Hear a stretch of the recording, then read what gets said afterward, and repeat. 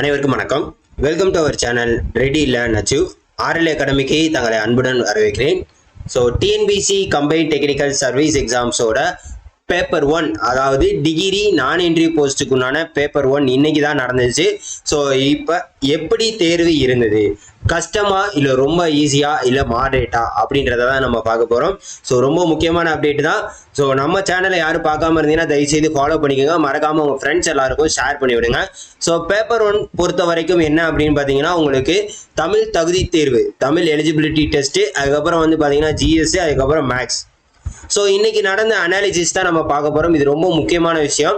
So இதை தொடர்ந்து நம்ம சேனலை ஃபாலோ பண்ணிக்கோங்க. உங்களுக்கு வந்து ஆன்சர் கீ நம்ம என்ன பண்ணுவோம், டென்டேட்டிவாக வந்து நம்ம ஆன்சர் கீயும் ரிலீஸ் பண்ணுவோம். ஸோ இன்னைக்குள்ள எல்லாத்துக்குமே அப்டேட் ஆயிரும். ஸோ தொடர்ந்து நம்ம சேனலை என்ன பண்ணிக்கோங்க, ஃபாலோ பண்ணிக்கோங்க. மறக்காம உங்கள் ஃப்ரெண்ட்ஸ் எல்லாருக்கும் ஷேர் பண்ணி விடுங்க. ஓகே, தமிழ் எலிஜிபிலிட்டியை பொறுத்த வரைக்கும் உங்களுக்கு 100 கொஸ்டின், அதுக்கு வந்து நீங்கள் 40 மார்க் எடுத்தா என்னது பாஸ். ஸோ 40 மார்க் ஈஸியாக எடுக்க முடியுமா அப்படின்னு கேட்டிங்கன்னா தாராளமாக எடுக்க முடியும். அந்த கீழ்காணும் 10 வைத்து விடை காண்க அப்படின்னு சொல்லி ஒரு கொஸ்டின் கொடுப்பாங்க. அதில் 5 கொஸ்டின், அதாவது மேலே ஒரு 4 லைன் கொடுத்துட்டு இங்கே கீழே அந்த 4 லைன்ல இருந்து 5 கொஸ்டின் கேட்டிருப்பாங்க. இது ரொம்பவே ஈஸியாக இருந்துச்சு. அதுக்கப்புறம் பார்த்தீங்கன்னா உங்களுக்கு வந்து இந்த கலைச்சொற்கள் இருக்குது பார்த்தீங்களா, கலைச்சொற்கள் தான் வந்து இருக்கிறதுலே வந்து எப்படிலாம் டிஃப்ரெண்டாக கேட்க முடியுமோ அவ்வளோ டிஃப்ரெண்ட்டு. கிட்டத்தட்ட ஒரு 14 கொஸ்டின்ஸ் வரைக்கும் கலைச்சொற்கள் மட்டும் அது வேற மாதிரிலாம் கேட்டிருந்தாங்க. டைரக்டா இங்கிலீஷ் வார்த்தை கொடுத்துட்டு அட்டானமினா என்ன அப்படின்னு கேட்டிருந்தாங்க. அதுக்கப்புறம் டெம்பஸ்ட்னா என்ன, அதுக்கப்புறம் பார்த்தீங்கன்னா உங்களுக்கு இன்னும் வேற என்ன அப்படி மாதிரி இன்னும் இதே மாதிரி நிறைய கேட்டிருந்தாங்க. சரிங்களா? ஸோ அதை நான் உங்களுக்கு ஆன்சர் கீ போடுறப்ப நான் உங்களுக்கு சொல்றேன். சரியா? தமிழை பொறுத்த வரைக்கும் நீங்க தாராளமா 40 மார்க் எடுத்துடலாம். சரியா? அதே மாதிரி ஜிஎஸ் மேக்ஸை பொறுத்த வரைக்கும் இங்க வந்து என்ன ஒரு கிரிட்டிக்கல் ஆயிடுச்சு அப்படின்னு பார்த்தீங்கன்னா, உங்களுக்கு டைம் மேனேஜ்மெண்ட் தான் இருக்கிறதுலேயே வந்து ஒன் ஆஃப் த கிரிட்டிக்கல். அதை டைம் மேனேஜ்மெண்ட்டை கரெக்டாக பண்ண தெரிஞ்சிச்சு அப்படின்னா நீங்கள் இதை ஈஸியாக ஸ்கோர் பண்ணிடலாம். ஏன் டைம் மேனேஜ்மெண்ட் பற்றி நான் இந்த இடத்துல சொல்கிறேன் அப்படின்னு பார்த்தீங்கன்னா, ஜிஎஸ் ஆரம்பித்த 4வது கொஸ்டின்லேயே அவங்க என்ன பண்ணிடுறாங்க அப்படின்னு பார்த்தீங்கன்னா, 2 கொஸ்டின்ஸாக வந்து என்ன பண்ணிடுறாங்க, அதாவது 4 கொஸ்டினுக்கு உள்ள 10 கொஸ்டினுக்கு 2 கொஸ்டினா மேக்ஸ் கொஸ்டின் இடையில சேர்த்துறாங்க. அதுலேயும் ஃபர்ஸ்ட் ஆஃப் ஆல் பார்த்தீங்கன்னா ரீசனிங் கொஸ்டின் ஆட் பண்ணிடுறாங்க. ஸோ இப்படி ரீசனிங் கொஸ்டினை ஆட் பண்ணுறப்ப என்ன ஆகும் பார்த்தீங்கன்னா, நீங்கள் ரீசனிங் கொஸ்டினை பார்த்தோன்னே அதை சால்வ் பண்ண போயிடுவீங்க, ஜிஎஸ்ஸை பார்க்காம விட்டுருவீங்க. ஸோ அப்போ அந்த இடத்துல ரீசனிங் ஈஸியாக இருந்துச்சுன்னா பிரச்சனை இல்லை, ரீசனிங் டஃப்பாக இருந்துச்சுன்னா அந்த இடத்துல உங்களோட டைம் கன்சம்ஷன் அதிகமாக இருக்கும். அந்த இடத்துல போதிய டைம் பத்தாம போயிடும். சரியா? ஸோ இது ரொம்ப முக்கியமான விஷயம். அதனால தான் டைம் மேனேஜ்மெண்ட். இதெல்லாம் என்ன பண்ணாங்கன்னா 2 கொஸ்டின்ஸாக வந்து மேக்ஸாக இடையில வந்து கொடுத்துட்டாங்க. அது வந்து நம்மளை வந்து டைம் சேவிங்ஸை வந்து என்ன பண்ணிடும், நம்ம அந்த இடத்துல வந்து ரொம்ப கிரிட்டிக்கல் ஆயிருச்சு. சரியா? ஜிஎஸ் பொறுத்த வரைக்கும் எப்படின்னு கேட்டீங்கன்னா, போன டிகிரி இன்ட்ரி போஸ்ட்டை கம்பேர் பண்றப்ப ஈஸி டு மாடரேட் லெவல் தான், மாடரேட் டு டஃப் கிடையாது, ஈஸி டு மாடரேட் லெவல் தான். சரியா? ஈஸி டு மாடரேட் லெவல் தான். மேக்ஸை பொறுத்த வரைக்கும் உங்களுக்கு பாத்தீங்க அப்படின்னா அதுவும் பாத்தீங்கன்னா ஈஸி டு மாடரேட் லெவல் தான். ரொம்பலாம் கிரிட்டிக்கலா கேட்கல. கிரிட்டிக்கல் எதுல வந்து எது டஃபா இருந்துச்சு அப்படின்னு பாத்தீங்கன்னா ரீசனிங் வந்து 10 கொஸ்டின்.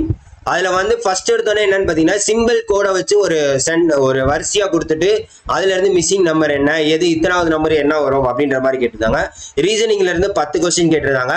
அதே மாதிரி சிம்பிள் இன்ட்ரெஸ்ட், காம்பவுண்ட் இன்ட்ரெஸ்ட்ல இருந்து பாத்தீங்கன்னா கிட்டத்தட்ட 4 கொஸ்டின். HCF LCMல இருந்து பாத்தீங்கன்னா 4 கொஸ்டின் கேட்டிருந்தாங்க. டைம் அண்ட் ஒர்க்ல பாத்தீங்கன்னா 3 கொஸ்டின். அதுக்கப்புறம் பர்சன்டேஜ் கண்டுபிடிக்கிற மாதிரி ஒன்றும், ரேஷியோ கண்டுபிடிக்கிற மாதிரி ஒன்றும் அதே மாதிரி கேட்டிருந்தாங்க. அதுக்கப்புறம் அளவுகள்ல இருந்து பார்த்தீங்கன்னா சரிவகம் ஒன்றும், அதுக்கப்புறம் பார்த்தீங்கன்னா கூம்பு இதை வச்சும் கேட்டிருந்தாங்க. கிட்டத்தட்ட இதுதான் ஓவராலாக மேக்ஸ் கேட்டிருந்தது. ஈஸி டு மாடரேட் லெவல் தான். ஸோ மேக்ஸில் யார் எவ்வளோ அட்டெம்ப்ட் கொடுத்தீங்க அப்படின்றத சொல்லுங்க. மேக்ஸில் யார் எவ்வளோ அட்டெம்ப்ட், ஜிஎஸ்சி யார் எவ்வளோ அட்டெம்ப்ட் அப்படின்னு சொல்லுங்க. ஏன்னா இந்த ஜிஎஸ் பிளஸ் மேக்ஸ் தான் பார்த்தீங்கன்னா உங்களுக்கு ஒரு ஸ்கோரிங் பார்ட்டே. தமிழ் வந்து உங்களுக்கு எலிஜிபிலிட்டி மட்டும்தான். தமிழை பொறுத்த வரைக்கும் எலிஜிபிலிட்டி ஒன்லி தான். ஜிஎஸ் பிளஸ் மேக்ஸ் அதாவது 100 கொஸ்டின் 150 மார்க். இந்த 100 கொஸ்டின்ல எத்தனை கொஸ்டின் நீங்க அடிச்சிருக்கீங்களோ அதுதான் உங்களோட டெக்னிக்கல் ஸ்கோரோட கம்பேர் பண்ணி உங்களை வந்து ஸ்கோரை இம்ப்ரூவ்மெண்ட் பண்ணும். போஸ்டிங் அடிக்கிறதுக்கு ஒரு முக்கிய பேப்பரா வந்து இந்த ஜிஎஸ் மேக்ஸ் இருக்கும். ஜிஎஸ் பொறுத்த வரைக்கும் பாத்தீங்கன்னா ஈஸி டு மாடரேட் லெவல் தான். ஆனா இதுல வந்து இப்ப வர என்ன பண்ணிடுறாங்க அப்படின்னு பாத்தீங்கன்னா, மேட்ச் த ஃபாலோயிங் இந்த திட்டங்கள் பேஸ் பண்ணியா இருக்கட்டும், ஸ்கீம்ஸை பேஸ் பண்ணியா இருக்கட்டும், அதே மாதிரி டைரக்டா நிறைய மேட்ச் த ஃபாலோயிங் தான் கேட்குறாங்க.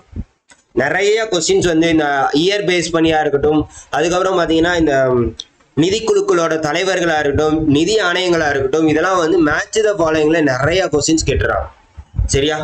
ஸோ அதெல்லாம் பார்த்துக்கோங்க. அடுத்த தடவை டிப்ளமோ எக்ஸாம்ஸ்க்கு போகிறவங்க இதெல்லாம் தயவு செய்து பார்த்துட்டு போங்க.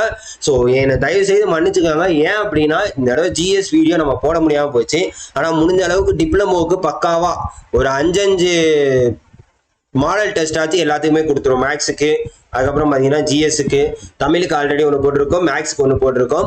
ஸோ அடுத்தடுத்து இந்த இருக்கக்கூடிய குறிப்பிட்ட நாளில் எல்லாத்துக்குமே முடிஞ்ச அளவுக்கு மாடல் டெஸ்ட் டெய்லிக்கு ஒவ்வொன்றா நம்ம போட ட்ரை பண்ணுவோம். டெய்லிக்கு ஒவ்வொன்றா ஜிஎஸ் மேக்ஸும் 5, அதே மாதிரி மேக்ஸ் 5, தமிழ் 5 போட்டுருவோம். மற்ற டெக்னிக்கலுக்கு பார்த்தீங்கன்னா ஒவ்வொரு மாடல் டெஸ்ட் கண்டிப்பாக நம்ம என்ன பண்ணிடுவோம், முடிஞ்ச அளவுக்கு கொடுத்துருவோம். தயவு செய்து என்ன பண்ணுங்க, யூட்டிலைஸ் பண்ணுங்க. ஸோ ஓவராலாக இன்னைக்கு எக்ஸாம் அனாலிசிஸ் எப்படின்னு பார்த்தீங்கன்னா ஈஸி டு மாடரேட்டு தான், டஃப்ன்ற லெவலே கிடையாது. சரியா? அதே மாதிரி கரண்ட் அஃபேர்ஸை பேஸ் பண்ணி 2025 பத்மஸ்ரீ விருது யார் யாருக்கெல்லாம் கொடுத்தாங்க, அதுக்கப்புறம் நிறைய தலைவர்களை பற்றி கேட்டிருந்தாங்க, அப்புறம் அயோத்திதாசர் பண்டிதரை பற்றி கேட்டிருந்தாங்க. நிறைய சில கொஸ்டின்ஸ்ல டைரக்டாவே கேட்டிருந்தாங்க. அதெல்லாம் நம்ம ப்ரீவியஸ் இயர்ல கொஸ்டின்ஸ்ல பார்த்தது தான். ஸோ ஓவராலா பார்த்தீங்கன்னா ஈஸி டு மாடரேட் லெவலில் தான் இருந்துச்சு. உங்களுக்கு எக்ஸாம் எப்படி இருந்துச்சு அப்படின்றத கீழே கமெண்ட் பண்ணுங்க. மறக்காம உங்க ஃப்ரெண்ட்ஸ் எல்லாருக்கும் ஷேர் பண்ணி விடுங்க. ஏன்னா ஆன்சர் கீ நம்மளோட சேனல்ல தான் வரும். டெலிகிராம்ல ஃபைல் அப்லோட் பண்ணுவோம். டெலிகிராம்லையும் ஜாயின் பண்ணிக்கோங்க. மறக்காம நம்ம சேனலையும் சப்ஸ்கிரைப் பண்ணி உங்க ஃப்ரெண்ட்ஸ் எல்லாருக்கும் ஷேர் பண்ணி விடுங்க. Thank you so much.